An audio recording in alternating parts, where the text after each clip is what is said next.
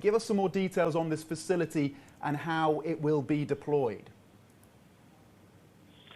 Thank you very much. The facility that we are announcing, the Crisis Response Facility, is designed to give rapid and flexible help to clients, to AIIB member countries who are under pressure as a result of the crisis. As you said, this can include financing urgently public health infrastructure needs, health pressures that need to be met, but also more widely financing where infrastructure investment is impacted by the pandemic, and also our mandate focuses on infrastructure financing, but we can also finance other productive sectors. We can finance support for manufacturing. Those kind of things can also be included within this facility. The most important thing is to identify the needs of our member countries, and within our the mandate we've been given by our members to support whatever those needs are, particularly in terms of health and the economic and infrastructure needs that those countries face. Which countries do you expect to see the most demand for this kind of funding, and how quickly can you deploy this cash?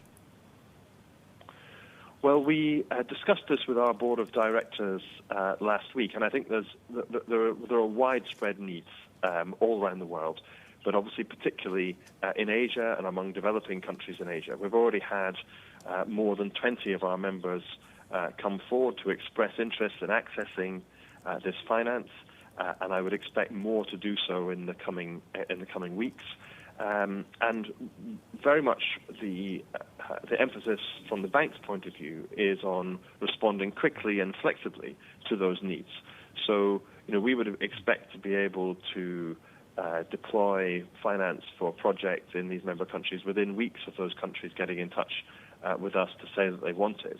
And obviously the $5 billion is the initial amount of money that we have attached to this facility. But obviously, if the demand is greater, then obviously the facility could be topped up in future.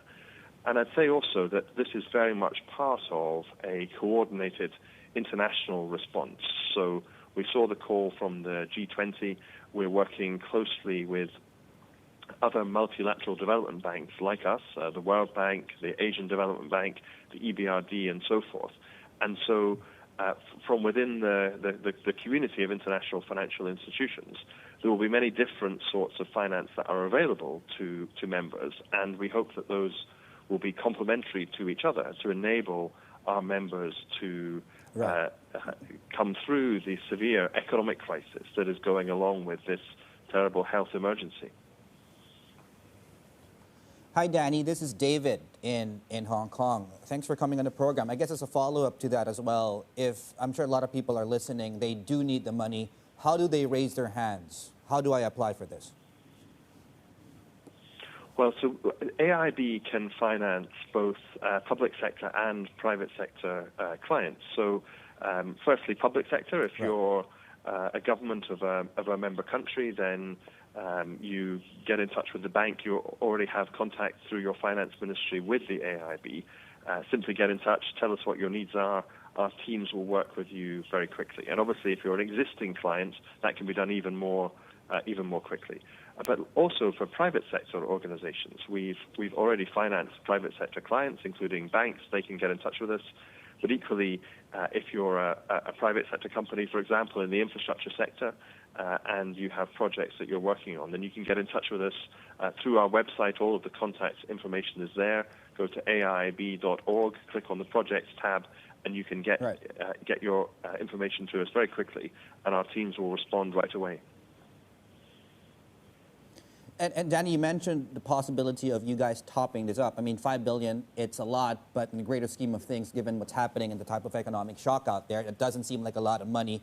Have there been discussions within AIIB possibly how large this facility could eventually get?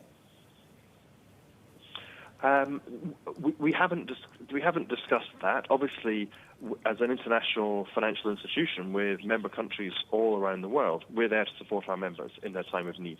And so the $5 billion is allocated now. This will help us to finance the urgent needs that come forward first, but also it will help us to identify the scale of the demand that comes from across our members. And obviously, if that demand is greater than the $5 billion we've allocated, then we would go back to our board straight away and top it up. That's something that we can and would do. But obviously, the $5 billion is a substantial allocation, and it will depend to a large extent on the need and the demand that we get from our members. Danny, just a quick one on the broader portfolio at AIIB. Are you seeing any pressure on any of the loans that you've lent out since 2016? Are you having to look at restructuring any loans or forgiving any loans as a result of the impact of the coronavirus? So far, no. But obviously, we're monitoring the situation very carefully, and we're in touch with our existing clients. What we're seeing much more is demand for need for additional help in our members, and some existing clients may ask for additional drawdowns or more rapid drawdowns to help meet their needs.